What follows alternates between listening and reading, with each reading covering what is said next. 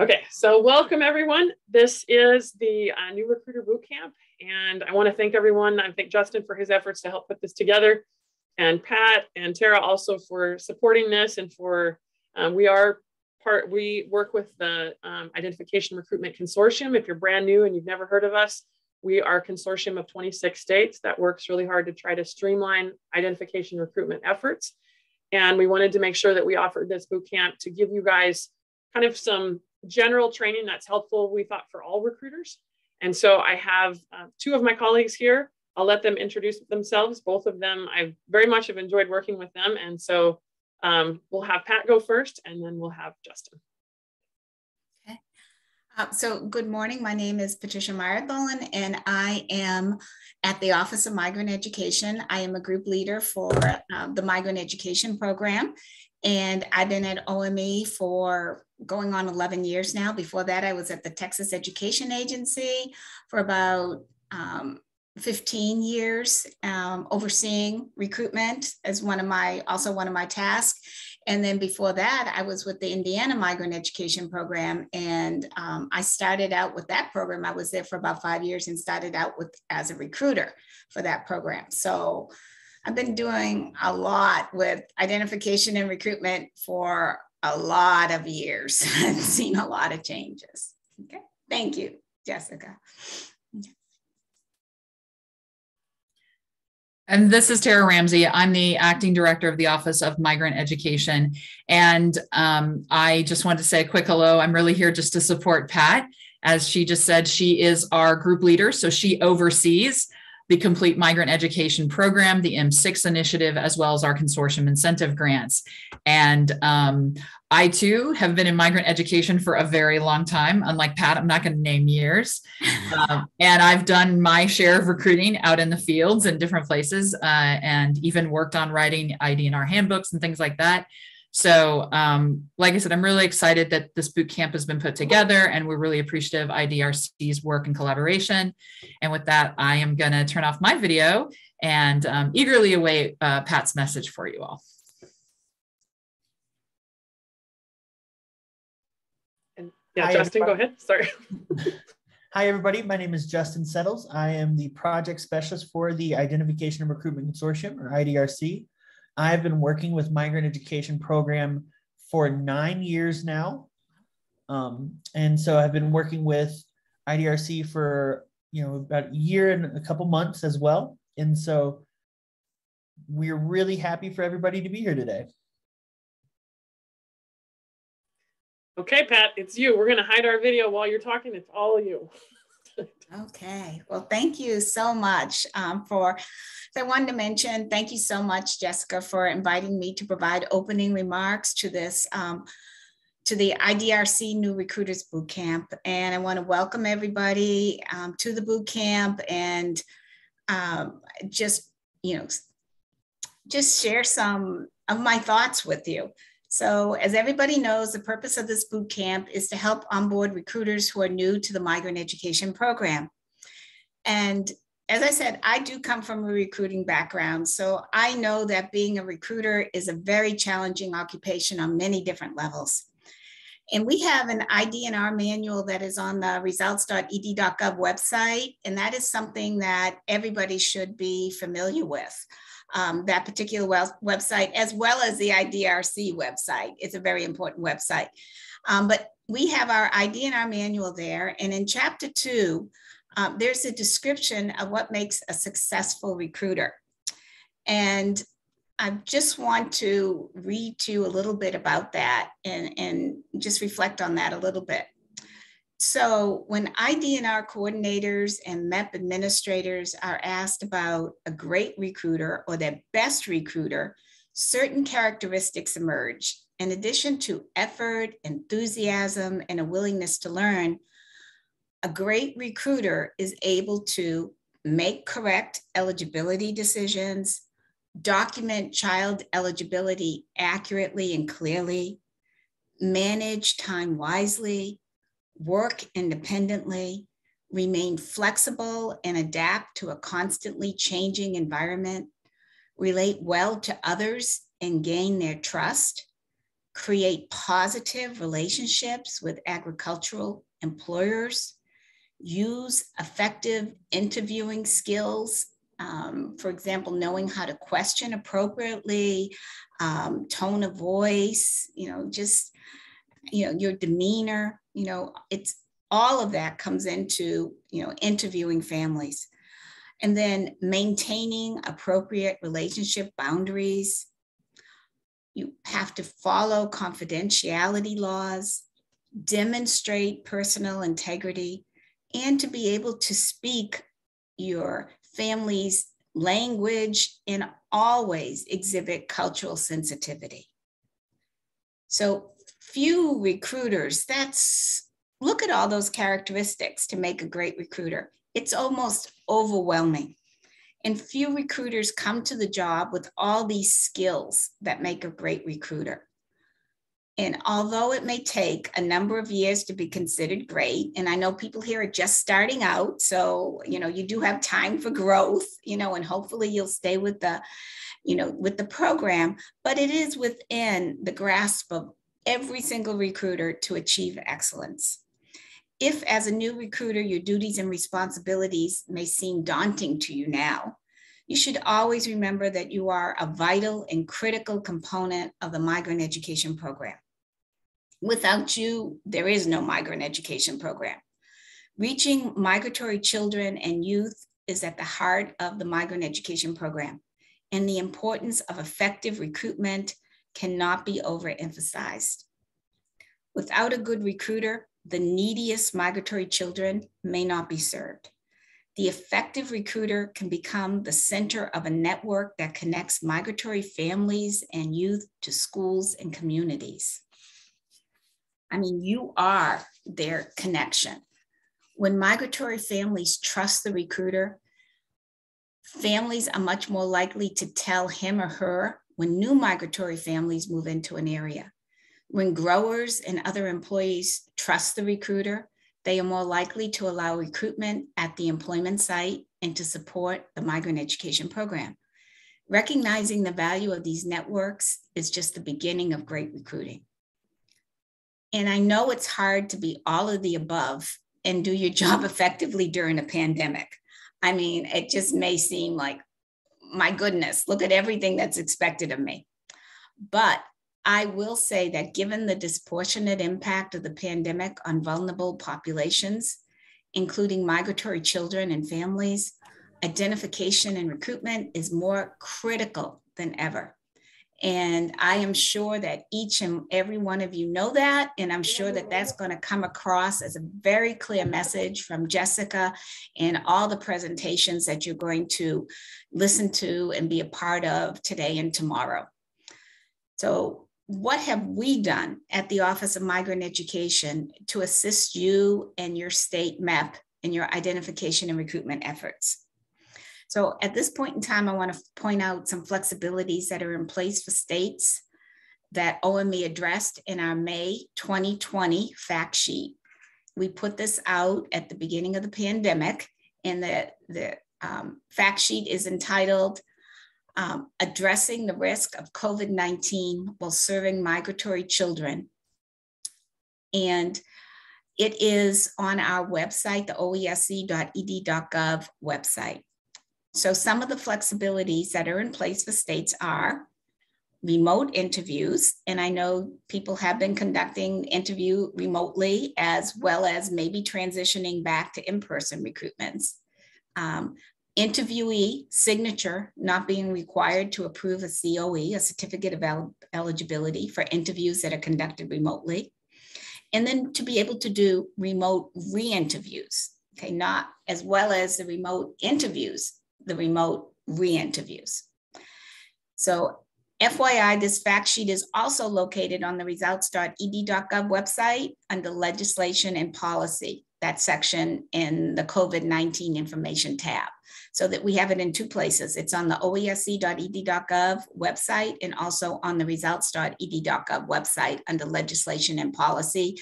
There's a COVID-19 tab. And I would recommend going there to look at that flexibility worksheet because it's very easy to find on results.ed.gov.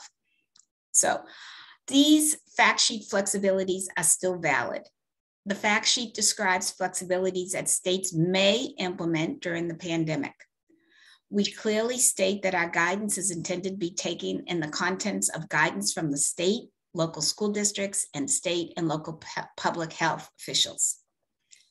And the May 2020 guidance that allows for approval of COEs without interviewee signature is based on the understanding that recruitment interviews are being conducted remotely. And as I said before, when you go back and you transition back, or if you are transitioning back now, once you do those in-person COEs, then you will go back to getting those interviewee signatures.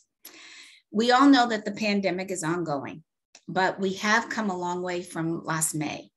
It's important that MEP recruitment practices evolve with the changing environment. So what you did last May, you need to be thinking in your states about how to move forward from that point. While remote interviews and re-interviews are still allowable, there might be some areas in your state where it's considered safe to resume some form of in-person recruitment with appropriate health precautions in place as needed. Considering the value of in-person interactions to the type of work that recruiters do, the type of work that you do, we recommend that states encourage recruiters to begin transitioning back to in-person recruitment activities when and where it is safe to do so, or at the very least, to develop plans for doing so and share those plans with your recruiters. Given how long many of us have been working in the virtual environment, we understand that recruiters may need to phase back in rather than moving from 100% remote interviews to 100% in person. So maybe even as individual recruiters, there may be some areas where you are recruiting and some instances where you feel comfortable transitioning back to in-person, but in other situations where you are not comfortable transitioning back to in-person. So whether you are recruiting virtually or back in person, my message to you is to keep recruiting and be good at your job. In addition to the IDNR manual, I want to point out that we have an IDNR curriculum. We have IDNR in our MEP guidance, and we have MEP FAQs, which are all on the results website and available for you to review. And also, when you review this, you should review all our information that OME has put out there for you in conjunction with your own state MEP training materials. And also, since we're here today at the Recruiters Bootcamp, I will also say in conjunction with what Jessica and her team has been sharing with you through the IDRC Consortium Incentive Grant. So just going back to really kind of home into what I've said before, you, the recruiters, you are the backbone of the MEP. Without you, there are no children to participate in the program. So I want to talk to you about how critical your job is by talking about our numbers nationally. Every year through the EdFacts portal, states submit the total number of migratory children that have been identified in each state between September 1 through August 31. That is what's called the performance period. Category 1 is the count of all eligible migratory children, except those ages birth through 2. Children ages birth through 2 are still eligible for MEP services, but they are not included in the counts used for funding to states. Category 2 is the number of Category 1 children who were provided MEP-funded services during the summer or intercession periods. National totals for both Category 1 and 2 declined in 2019-2020 performance period, and we attribute that decline largely to the COVID-19 pandemic, which began about halfway into the 2019-2020 performance reporting period. While we can't point to one single factor, it is likely a combination of fewer children moving, unavailability of qualifying work, and safety-related restrictions on IDNR, all of that which we would say would contribute to the decline in the numbers of children being identified across the nation. States will report their child count numbers to us in December for the most recent reporting period, and that is for performance reporting period 2020 to 2021. But preliminary data from the Migrant Student Information Exchange from M6 indicates recovery from the immediate impacts of the pandemic for the majority of states. As of November 30th, 2021, M6 shows that 19 of 46 states identified greater numbers of eligible migratory children in 2020 to 2021 compared to the 2019-2020 performance period. But we will know more once data are submitted and reviewed. The increases we see in M6 reports are likely due to a combination of factors that you would know firsthand as recruiters.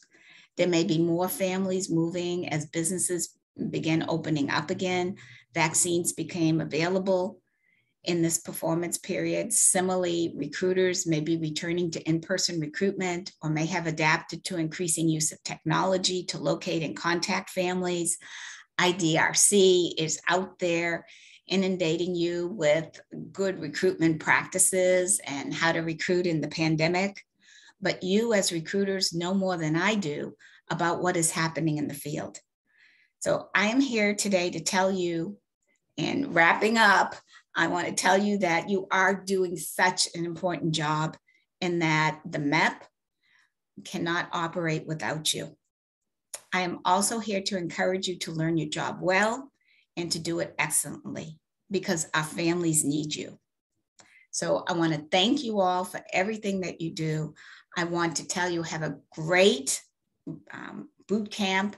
And thank you so much, Jessica, for inviting me. And I hope these few remarks were motivating to you and to everybody there. Thank you so much. No, thank you. I think it's good to, I remember when I started 22 years ago, and I remember when people first started explaining things that didn't make a lot of sense to me. And I think it's so helpful. So for you guys that are brand new, Pat works with the Office of Migrant Ed. They're the ones that kind of give us funding. They're the ones that make sure that we're, following our guidelines and doing the things that we're supposed to. And so Tara is also part of that. And so for us, it's super helpful to have the support of them. And I know that Pat knows recruiting. She's been in the program and knows lots of all different assets and facets of the program. And so thank you for your time. I really, like I said, I know you guys have a lot on your plate. And so we're appreciative that you guys would take the time to talk with us this morning. And so, and again, Jessica, thank you for everything that you're doing with this consortium incentive grant. And I know people truly appreciate it. And we at OME really appreciate everything that you're doing and just how cutting edge you are in terms of identification and recruitment. So, well, and I think it's not just me. It's that the cool thing about for you guys, when you participate in these things, you have, like we've got 26 states and plus lots of other states that give us feedback. I've got Justin, and between all of us, we try to really stay up with things. And so thank you for those words. So thank you very much. And so I'm going to share a few kind of resources that I'm going to get rid of my face here very quickly. I'm going to share the website so that you have other things to see besides my face.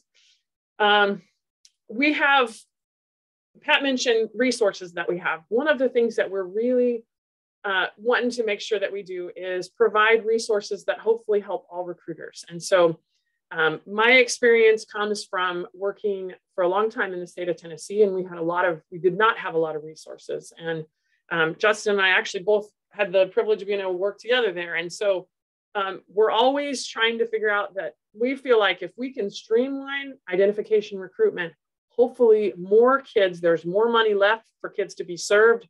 There's more impacts that we can make on students. And so it goes to the heart of this program is not just a recruiting program. We are finding kids with the idea that we can then help them, help with the gaps in their education and really make a difference so more kids graduate. So we never want to go away from that and turn recruiting into something so monstrous and so cumbersome that we can't do that basic job that we need to. So I'm going to share some resources that are available for all states. They were created by a lot of different people. I may be the project director, but there are a million minds that have gone into this. And it's really a collaboration effort between a lot of different states and a lot of recruiters that have spent time and Justin's time also to really put these resources out there. So I'm going to have a slide, and then I'm going to actually also open up the website. Let me get that link ready. So you guys are familiar of where to find it. So I'm going to put this, and Justin, if you can help me out and put the chat links directly. Some of you may say, hey, I don't want to see the links. It gets me confused. If you don't want to click on the links, you don't have to, but we are going to go ahead and load them in. So that if some of you want to see exactly where this resource is and maybe bookmark it, then you would know exactly where to go. So if you want to go ahead and the website itself is, this is what it looks like. Let me go ahead and make sure I'm sharing the right thing. I probably am not. Okay, so here is our website. And the way that we do this is we try to put a lot of the resources that we believe are super helpful to people right here on the front page. If we have anything brand new, we always put it under the what's new section. So I'm going to reference several things, but if you're brand new to the website, I would encourage you to continue to scroll. There's a lot of things on here. A lot of it, you may get on and say, I don't even know what to do with this. So I'm hoping that what I can share with you today will give you an overview of some resources that everybody has access to. And so I'm going to be going back and forth between my slides and maybe I should just do my screen instead. Okay, so I'm going to be going back and forth between my slides and this information. So one of the things that we have on our website is a learning portal. And so we had so much information on our website, we were worried that it was getting a little bit cumbersome, that you might not know exactly, you had to look on the menu and find this for that. And so Justin and I were talking about a way that we could possibly figure out that would make it easier for recruiters to be able to just kind of study on their own.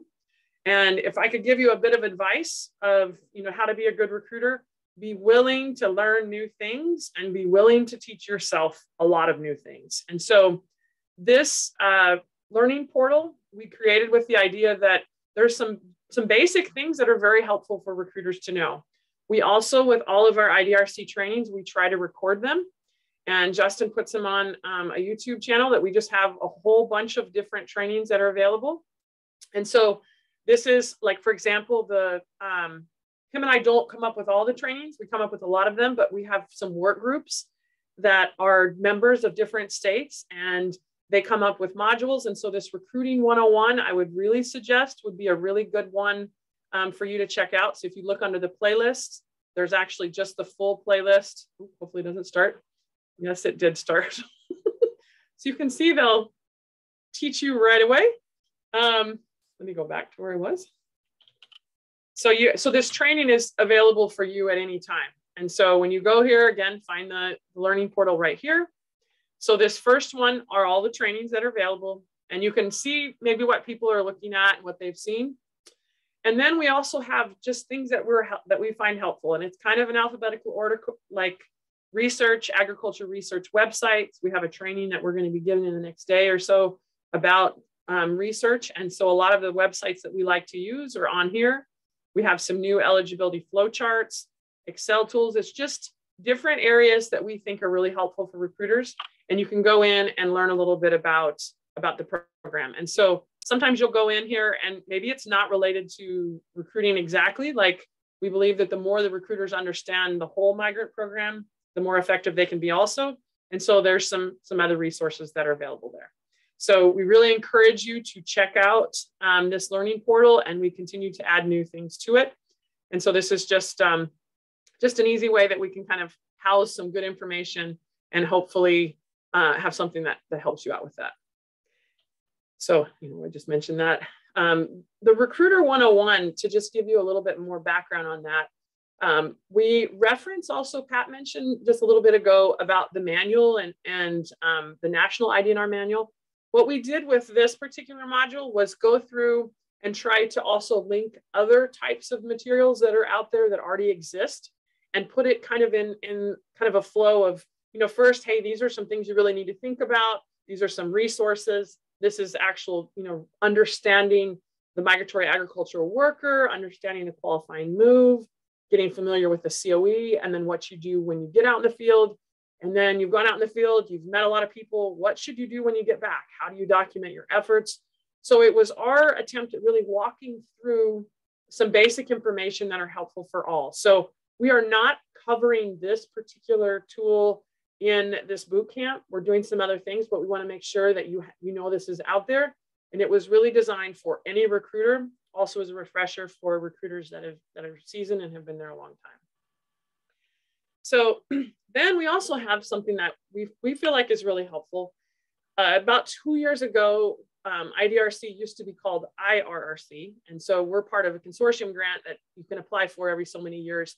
And so the old iteration of this, the work group members really, one of the things that we were tasked to do was come up with a tool that would help streamline, help IDNR be a little bit easier. And so they all kind of racked their brains of thinking about what would that be?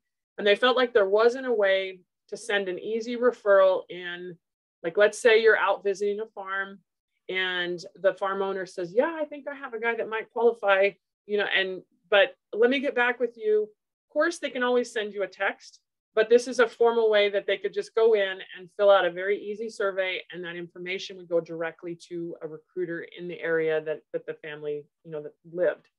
And so I'm going to show you what it looks like on the website, but this is a tool that we feel like is really helpful. And let me go ahead and open up where that is.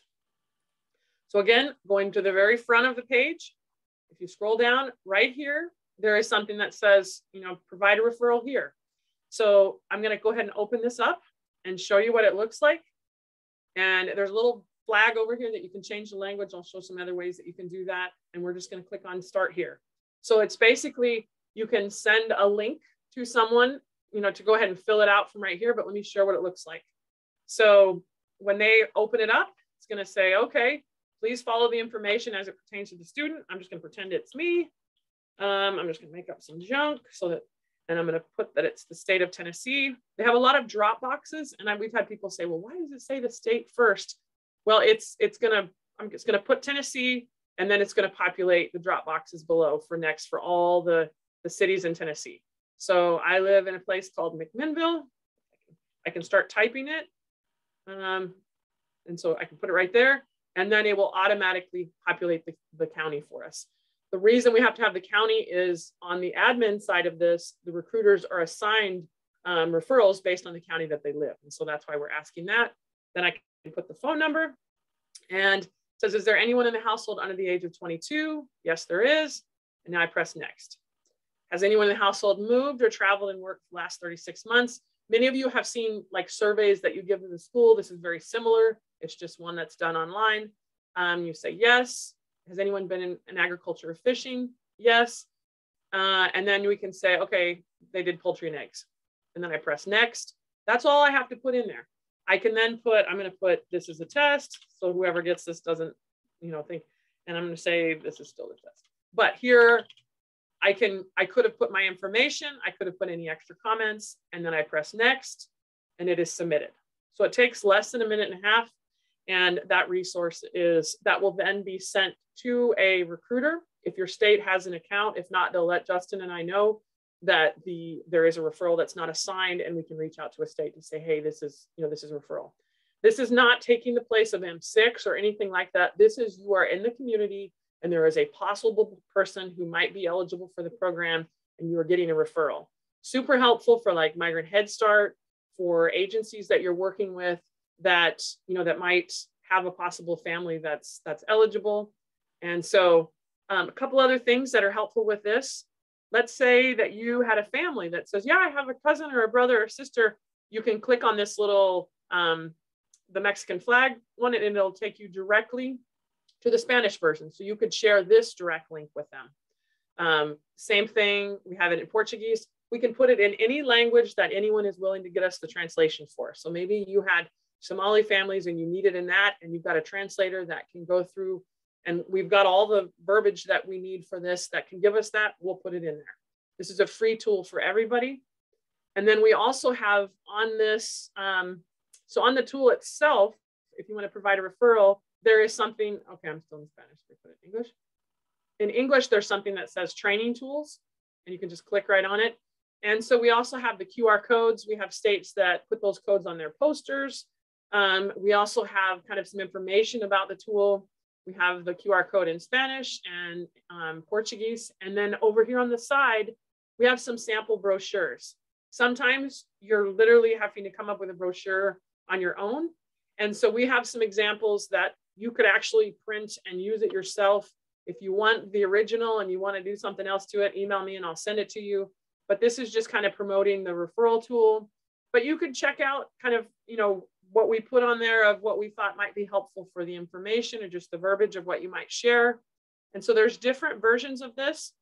We do not have one in Spanish because we had people say, because we're still mulling over like the best, like how much words we need. And so that's going to be something that the work groups are going to work on.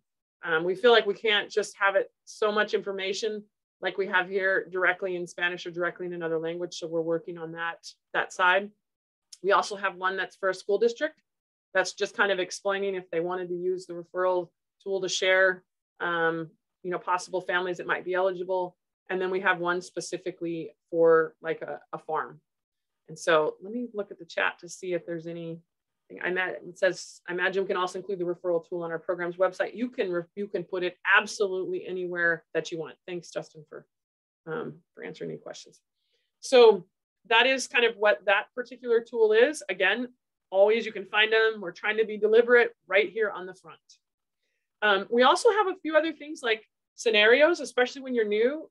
I don't care whether even when you're not new, scenarios are a great refresher to make sure that you understand who's eligible. And so if you click on this next one, we have some scenarios that you can actually look at and then try yes or no. You put your answer and it'll give you the reason why they're eligible or why they're not. And then we also have a bunch of eligibility scenarios. Okay, that's the same link. You can also go to the learning portal. And I didn't mention this. Under the scenarios, we have newsletters that we have each month. And these newsletters usually update kind of what's going on. And you can join, like here it'll say join our email list on that. But below, we'll mention any new resources we have. And then we have actual scenarios. We send out the scenarios at the beginning of the month. On the 15th, we then send the answers. And so you can see the reasons why someone might qualify or not. And so Justin does the bulk of the work with these and really tries to come up with, you know, the different scenarios based on the things that we're seeing on assessments and where people are struggling with. And we try to be real clear on, you know, who qualifies and who doesn't. That way people can continually work on the assessment questions that they have. Okay, so let me go back to my slides. So that is that particular tool. Let me go ahead and open this up, make sure you can see it. The other thing, another tool that we have that we feel like is really helpful is the, sorry, I'm going back and forth. The slides help me remember. And so let me make sure that I'm sharing the website again. So again, same front page, scroll down a little bit. We have what we call the H2A and H2B state maps. So if you're new to the program, you might not know how cool this is. We used to have to literally go in and go to the Department of Labor's website and pull down every single work order. So anytime there are workers that are coming on an H2A agriculture visa or an H2B visa that might qualify for the Migrant Ed program, we would have to go and look up the actual work order that the farmer sends in. And then we would type it in and put it into a spreadsheet. And there was a lot of hours spent all over the country trying to make sure that we had this. And so we have done work the last 6 to 8 months to figure out a process that we could do these 4 states every 6 weeks and keep them updated. We stumbled across a really, really cool tool. So we need to give credit where credit is due, called the Spotlight tool. And this is actually made for farm worker legal aid and done pro bono by a dude that is, I am absolutely impressed with his abilities. So what he does is he goes in and there's something called a data scrape that you can do, which is just technical terms for, you know, he's being able to pull information from the Department of Labor's website every single day. And then he creates these maps that you can actually see H2A and H2B workers. Now, H2B may be landscaping. It may not qualify for us at all, but he has both on there. So if I go over here and I want to scroll in this particular area, I can keep going and scrolling until I can see like, okay, this one here has 28 workers. And I can see this is Paragon Solutions. This is an H2A one, and it says it needs farm workers and laborers. I can go in and actually view the order. Oh, sometimes they're not there. Let's see. Sometimes if they're, and I can also see where it came from and seasonal jobs right here. And it'll give some information about where they're going to be and the information. And so when we came across this, we were super impressed with it. And I wound up being able to get a hold of the guy and saying, hey, if you ever decide to not do this, please let us know. But one of the things that we were trying to figure out, there's this little thing over here called download database. And when you open up, you can get all of the information that he's pulling, either the old information or the new information. So it got our minds really thinking like, hey, maybe we can do something with this for states that would be helpful. So that Spotlight tool just shows the work sites. And so what we did was go ahead and pull the information that from that database that he has and create Google spreadsheets that include all of the different listings for H2A that exist. Justin also goes through it and then pulls out all of the H2B that are not relevant to us, like landscaping or hotels, and so he leaves all the ones that are possible eligible. And then at the top, he always puts the newest one. So if you just go right here and you open this spreadsheet in your Google Drive and save it to your drive, you'll then have it. And anytime that you open up the last time, so you can see last edit was made November 19th by Justin Settles. So Justin has been doing the work to really make sure that this works. And then right next to it, we also have a map. So all of the maps are capital IDRC to access them. And so if you click on that, it will take you to a specific maps that we created with the spreadsheet that we had that was for the work orders. Cool thing about these spreadsheets is you can actually go over to the side, these maps, and you can play with this by saying, I want to see like visa workers, I want to see the number. And so it'll change the color. It'll say, well, we don't know the number for this one. We know that all yellow ones, there's at least 20 workers at that place. I can then click on it, if I get it, and it'll give me the information from that work order. And then I can actually go down and see when they came and when they're going to end. Now, we did keep the historic information for the last year or so also, because some states did not have this. And so you can always make your own maps with this. But right next to it is also another spreadsheet, which is a housing spreadsheet. So some people say, well, I just use Spotlight. So Justin has gone and done more legwork with this to make it easier. Spotlight does not show the housing location. It only shows the work site. And if you work with H2A, you'll know that the housing sometimes is way easier than to find them all over.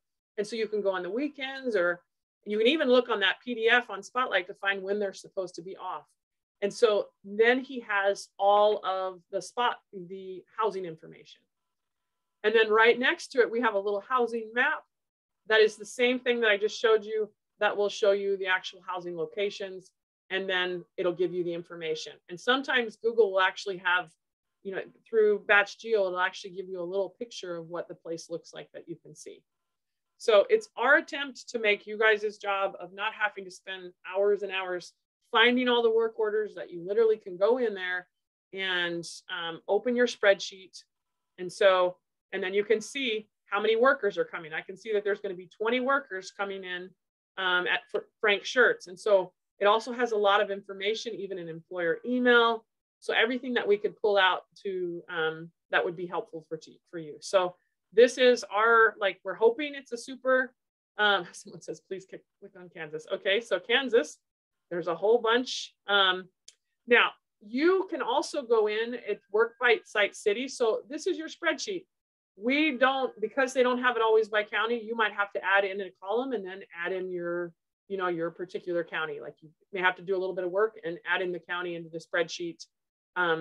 But we pull it from Spotlight, and then he has a little scraping tool that he's made for the housing. So we just get, at this point, once it gives it to you and you want it by county, that's where you need to take over and organize that by county. Right now it is by work site city. And so you can kind of see it from there. So like Justin says, you can sort by city, but the H2A form does not include county as collected. So it's not in the spreadsheet. So just anything that we could pull specifically from that. So any questions, any other questions that we'll check the chat box too about this? I think it's super, super helpful because I have spent much time in my life typing in work orders from the other side of like trying to get it from the Department of Labor. And so personally, you guys, like I said, you may not know the magnitude of how much this helps, but we literally had people in every state trying to, to count those on there. So very, pretty cool tool.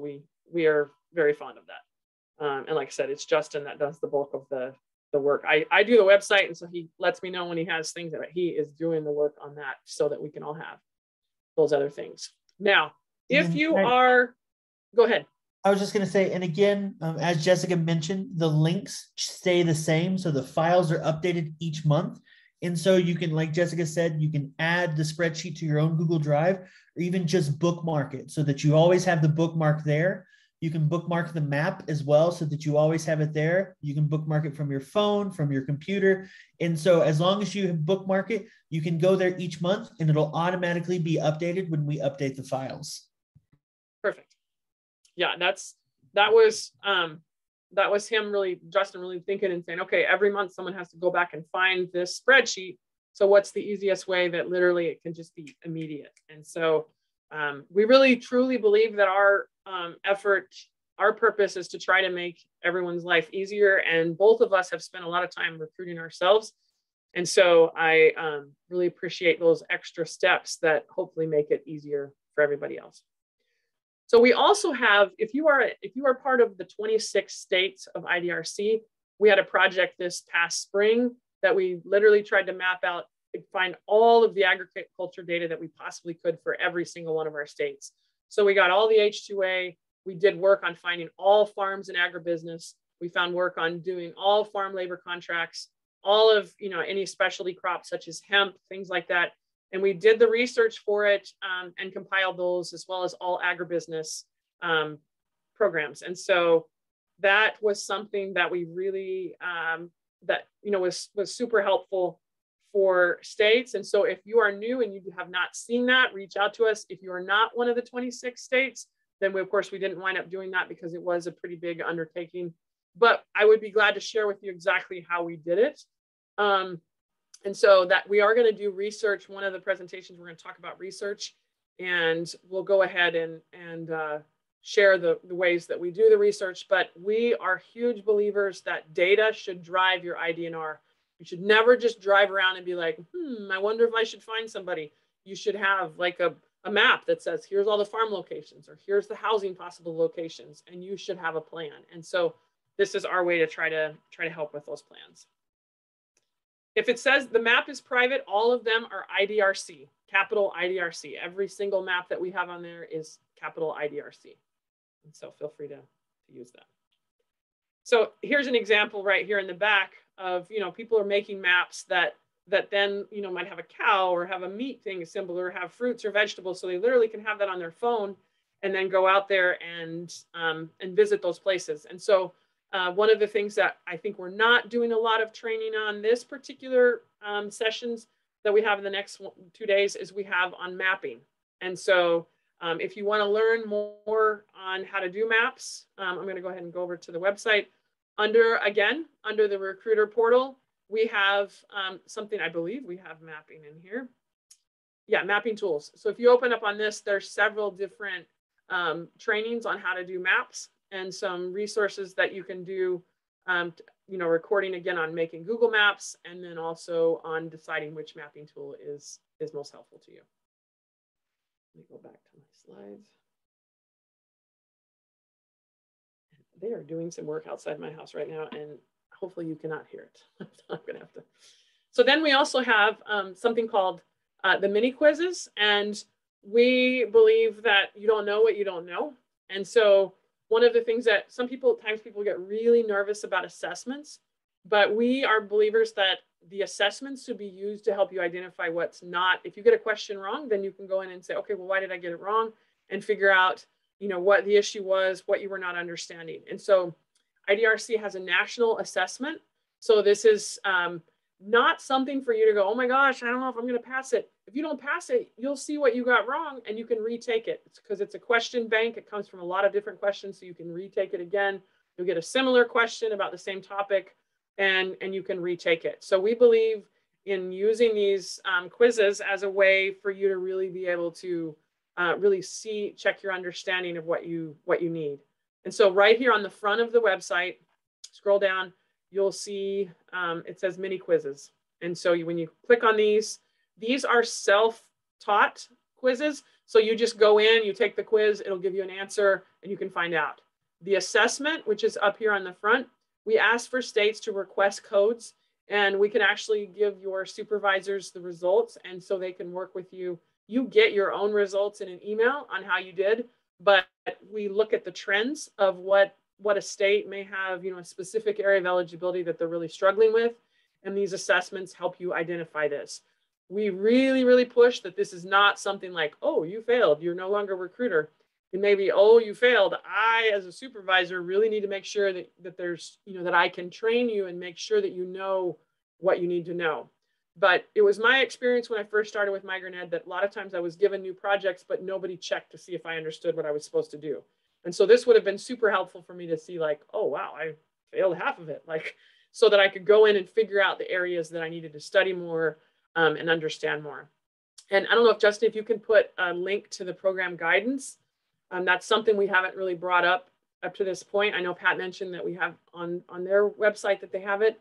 This is, if you can read the program guidance, let's say you do the assessment and you realize that, you're behind on something you're not quite understanding. The guidance it really outlines really well how to, how to figure out different scenarios, how to figure out different eligibility criteria. So really, really important to really be aware of that. But these quizzes will let you know right away, if you're understanding things or not. And so we feel like they're very helpful. And these were created by our work groups. So these are actual other practitioners in the field who are helping come up with the questions, helping come up with why we ask a question in a certain way. And those are some that are available for all. So here's an example. Justin, do you want to talk a little bit about this one? Yeah, and so when you take the assessment, there are actually 12 different categories of questions on the assessment. And so when you get your results, you'll be able to see exactly which of the 12 categories you're strongest in and which of the 12 categories you can grow in. And so we have taken the assessment over the past year and a half, looked at the results from recruiters all over the country, put them together and identified, what are the areas of growth for all recruiters around the country. And as we can see, the main areas of growth, you can see here, the 12 categories featured on the assessment listed from the ones where recruiters get the most questions right down to the ones where we can grow the most. And so the area where recruiters nationally can grow the most are residency dates, identifying the qualifying arrival date. And when we talk about identifying the qualifying arrival date, that mostly refers to being able to identify the correct and most recent qualifying arrival date in a scenario where you have multiple moves or where you have a subsequent move where you have a migratory agriculture worker who might not currently be engaged in qualifying work, but has previously done so. Then we also have the next category up from that where recruiters, where we can see that they can grow, or from comments on the COE, and then to join moves where the worker and this child or student are moving separately as well. And so we have identified these areas of growth, and we've been working with states to provide training in order to specifically target these areas of growth so that we can all grow better around the country. Very good. That was something that we're trying to be very deliberate in the tools that we have, to not just throw a tool out there and be like, I wonder if it's helping. That we'd had a little bit of pushback with people saying, well, I don't know that assessment is the best way to ask, to really see a recruiter's needs. The problem is when you go out, you have a million scenarios thrown at you. You have a person standing in front of you and you have to decide really quick, like, do they qualify or not? And so one of the things we try to do replicate in this particular assessment is scenarios. Like, you have this situation, and when is the last time that someone made a qualifying move? And we're realizing that people are struggling with those extra moves that may not have been directly for agriculture. They're not seeing they may go on a last move. And so it may actually be that the child was eligible for a whole nother year but that we didn't see. And so we're trying to be very deliberate in the trainings that we provide. I know Justin has spent some time, a considerable amount of time, going through and trying to figure out, like, okay, what do we create? Like, if I'm going to do a scenarios training, what would be the best scenario? Like, let me take a look and see what areas people are really struggling with, and then try to be very deliberate in the training that we provide related to that. And so one of our things too is we provide a lot of training. If you get our emails and you're like, I don't have time for that, you don't have to go. It's just, we're putting it out there. And if the topic is something that people are interested in, it's free, it's available to all. And we're hoping that, that there's as much good information about recruiting as possible out to states, and people know where to turn to get information, and that you don't have to reinvent the wheel. So this is us really trying to make sure that we're, making tools that are helpful. But if someone says to you, hey, I need you to take the recruiter assessment, I hope that you know that it shouldn't be a pass or fail. It should be like, it should be a chance to see what you need, take it again later after you've studied, and then see your growth from that. And it should identify areas that you need help with. Exactly. It's a tool to help us all grow and get better. It's not a tool to call anybody out. I know what it's like to have test anxiety. And it's not, supposed to show, it's supposed to show areas where we can all learn a little bit so that we can improve to continue finding as many, eligible students as possible. Perfect. So if anyone's interested in the national assessment, they just need to reach out to their state director and say, hey, I'd like to take the assessment. And what happens with that is we can give your director a code, and that code will be given to you to be able to take it. But we try to take it by state so that the data, like in the tool that we use, we can actually see all of Iowa's information together and all of Pennsylvania. So we don't just like hand out codes to everybody. We make it so that it's state by state, so that you guys can kind of look as a state to see, okay, how are we doing? What might we need to do some additional training on, things like that. Can I mention one last thing real quick? One of the cool things about the assessment as well is that, somebody mentioned ask in chat, can we take it as many times as we need to? When you are provided a code, so when you ask your supervisor to take it, when they reach out to us, we provide a code, and with that code, you can take it up to 3 times. But after that 3rd time, we could provide another code so you can take it multiple times. So again, it's called the IDRC Recruiter Skills Assessment. And one of the other neat things about it is that it allows us to collect a lot of data, so we can see exactly, when we're looking nationally at our results, not only can we break it down by categories, we can go into individual questions and see the answers people chose. And so it's even given us a little bit of insight into why some mistakes might be happening. So we can see, what answers recruiters are actually choosing, what incorrect answers people are choosing. So we can actually kind of see why people are making these mistakes, which has allowed us to help target our new trainings even more. Yeah. So if you guys have any questions, again, feel free to put them in the chat, and we'll keep paying attention to those. So that is the assessment.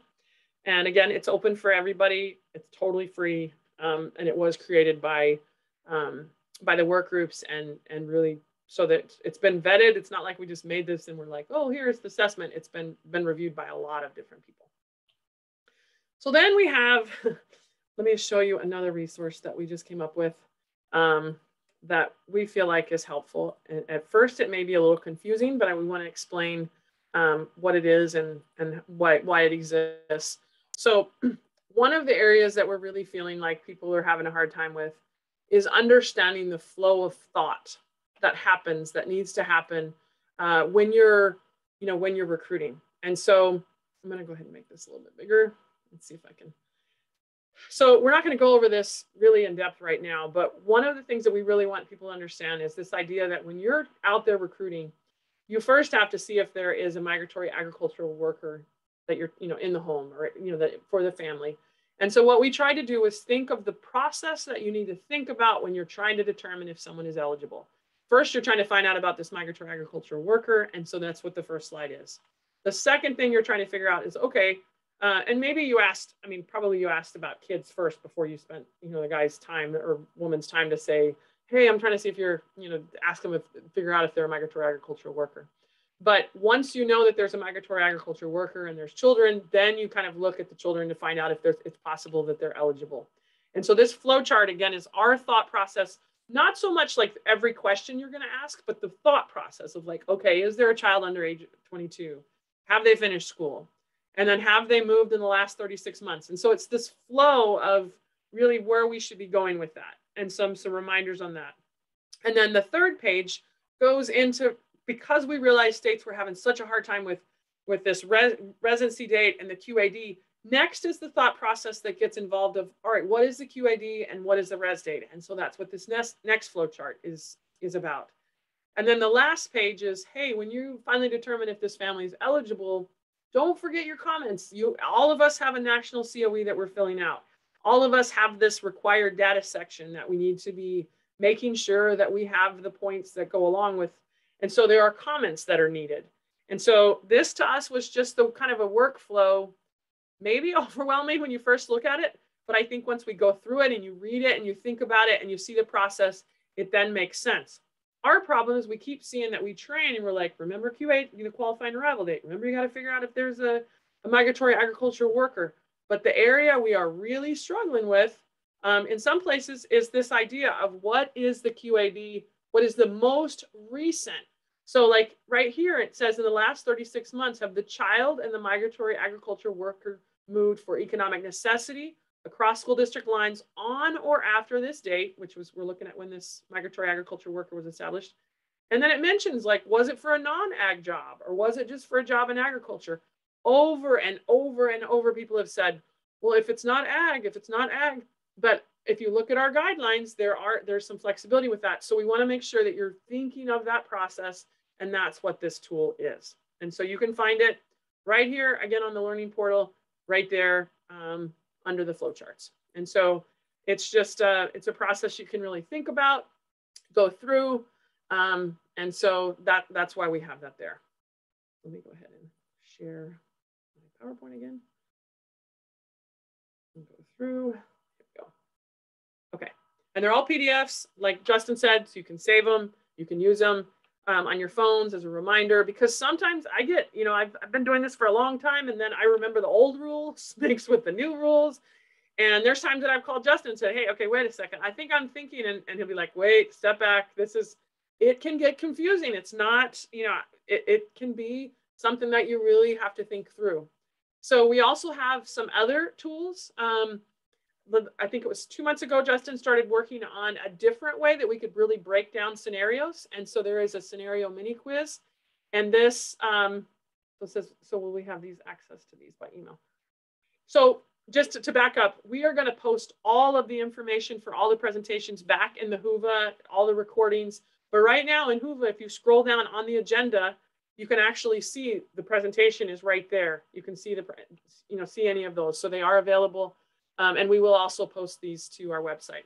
So this particular scenario quiz was something that he had gone through to have a scenario and then have you really break it down. Like, okay, which QAD would it be?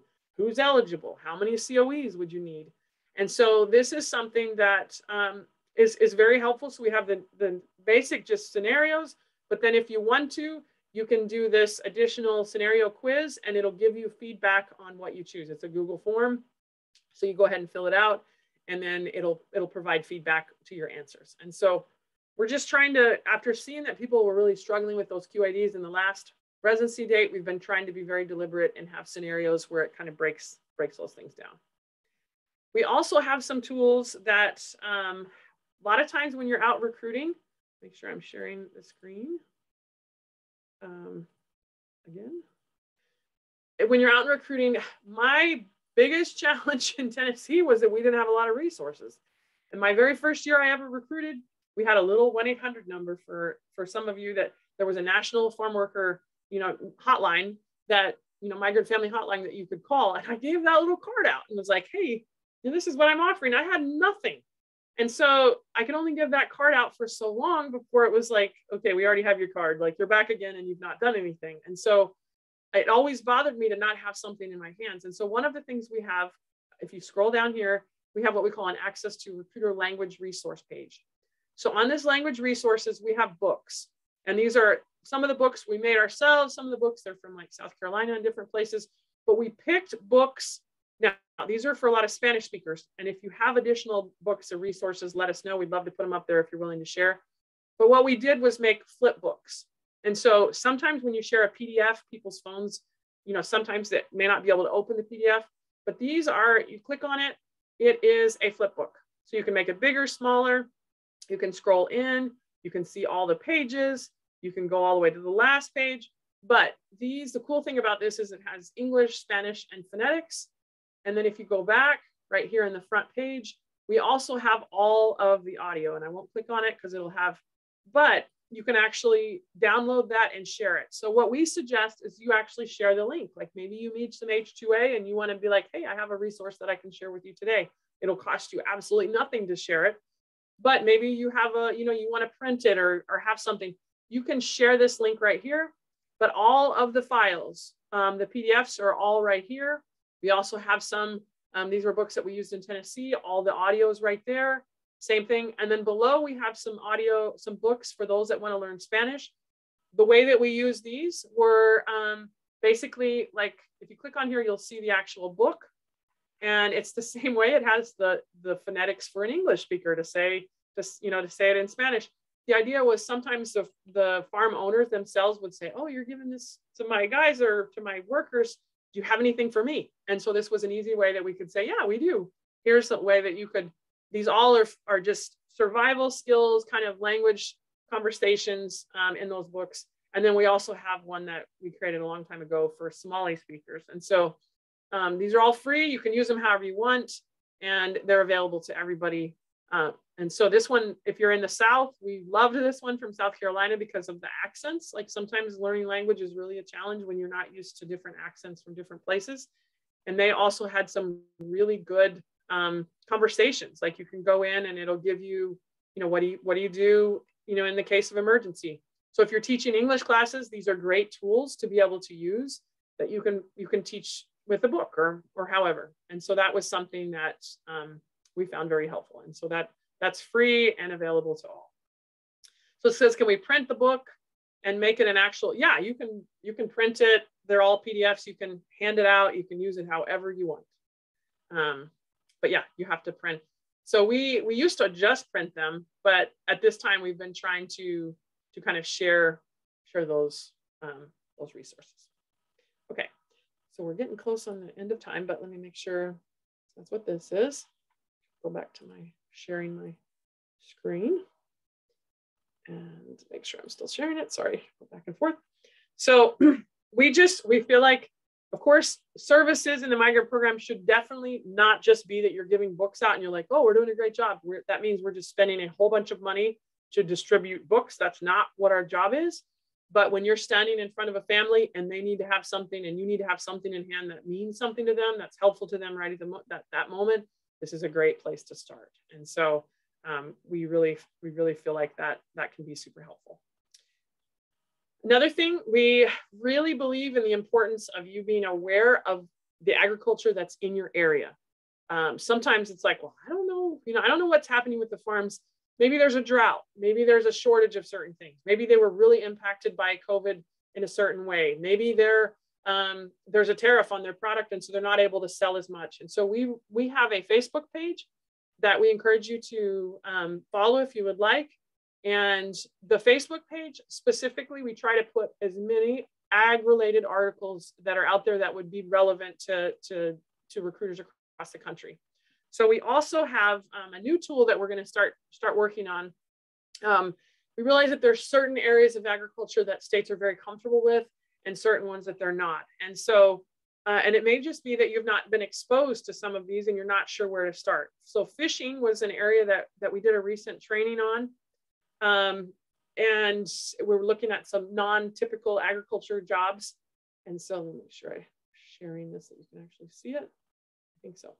So we're going to start what we call ag focus pages. And the idea is that we'll give you information about this particular area of agriculture. So this first one we did was on fishing industry. We'll give some interactive tools that might be helpful, places that you can do research and find out about regional offices of different entities that might be helpful. And then we're trying to find as many of the industry associations that we possibly can find. So like maybe you're not a coastal state, but you want to know if there's any aquaculture in your state, and so that you can go in and see this. There also is, for example, a seafood inspections facilities list. So if you are a coastal state, there are a ton of fishery workers that we're really wondering nationally if we're really actually recruiting them, like if we're actually out there, because it's a, you can't just, if they're out in boats, you can't just drive around and find them at their homes. And so this is an art. There are certain places that do this really well, and some states that really do. I was just in Louisiana last week, and they said in one area, they said we have dirt crops. And I was like, what's dirt crops? Duh, it's anything that was grown in the dirt, but they have fishing and then they have the dirt crops. So they were, distinguishing between the two. And so I think that sometimes we may not know where to go. And that particular recruiter that I was talking to, and they had another one in another area that's very comfortable with fishing populations. So she knows when to go, but you have to know the population. You can't just drive around and try to find them, because a lot of times they're out fishing. And so we're trying to come up with resources that would be helpful for you to be able to learn more about it. Like, for example, here, New Bedford, Massachusetts, 116 million pounds of seafood.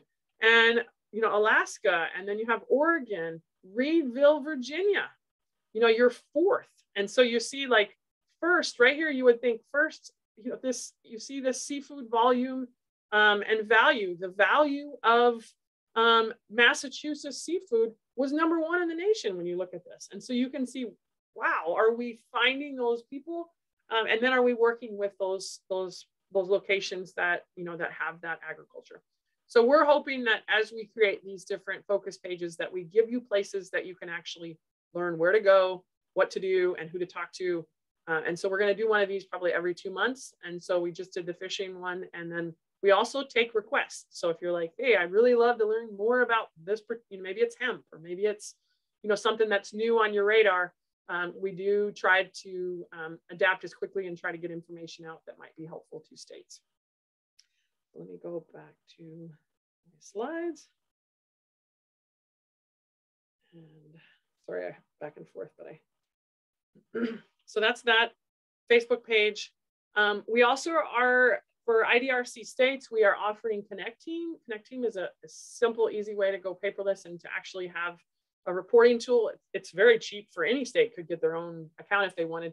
We are big proponents of keeping recruiting data. And so some recruiters will say, well, I don't want anyone to really, nobody's asking me to report anything.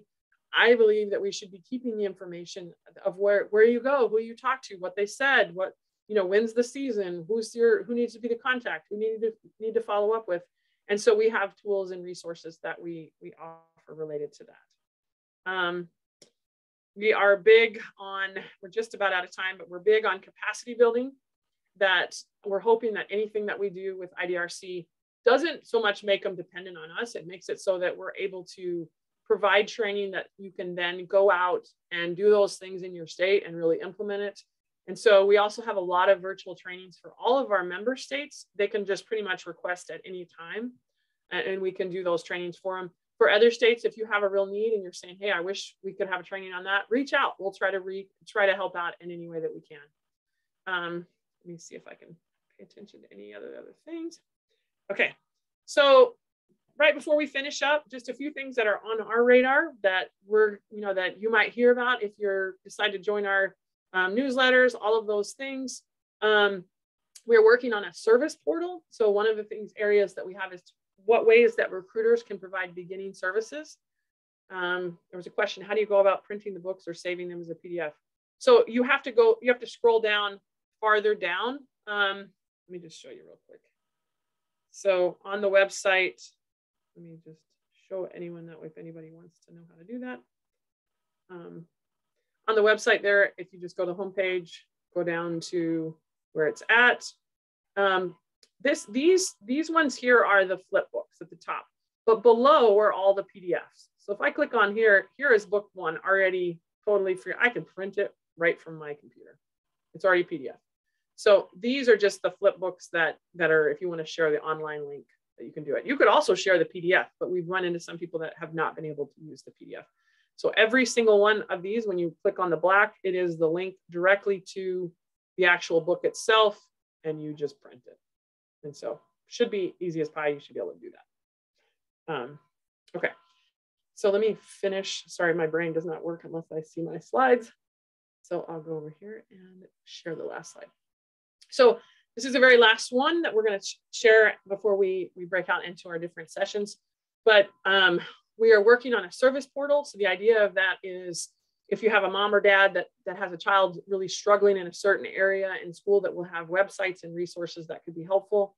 We have a resource portal that we're working on that would actually be like statewide websites that would help you find like where a health center is or where a low income, low cost dental clinic is. And so we're working on putting those together.